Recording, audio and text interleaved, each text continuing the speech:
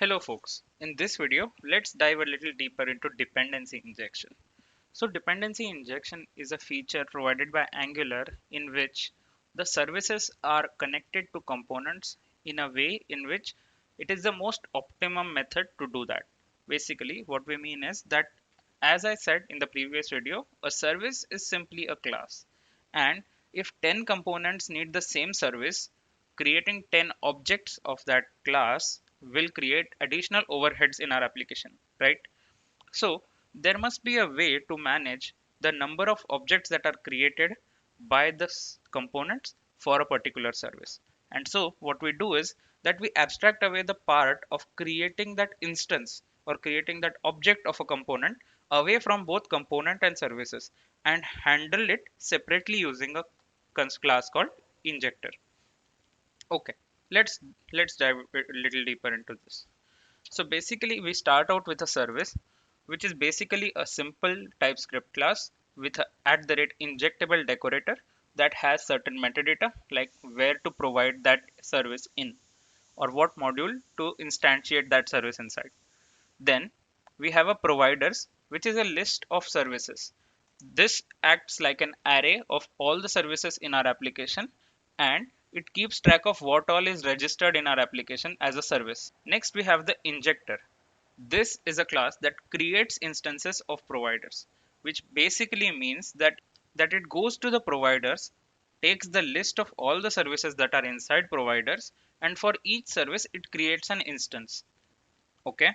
Now whenever a component requires certain dependency, like a component A is requiring service A, then it writes it inside this constructor in this syntax, which is public followed by local name colon service name. Now at this point a new object is not created. What Angular does is that it goes to this injector and checks if any of these instances of the service is already there inside this injector. If it is there, the same instance is provided to this component. If not there, it will create an instance and then provide it inside this component. So basically we ensure that each service is instantiated only once, which means that each TypeScript class that is a service is only having one instance or one object, or in other words, it is a singleton class. Now if you see here, for example, an injector may contain many instances of many different services, and whichever component requires certain service, that instance is provided to that constructor of that component, and it is available inside that component for use. So basically this was a very high level overview of what dependency injection is and what goes on underneath the Angular CLI when it builds our application. This is a nice way of tracking all the instances of all different services in our application, and this also will guide us on what all steps we need to take when we create a service. We will need to add it to the providers in the module file. We will need to add it to the providers list in order for the injector to know that it needs to create an instance of that service.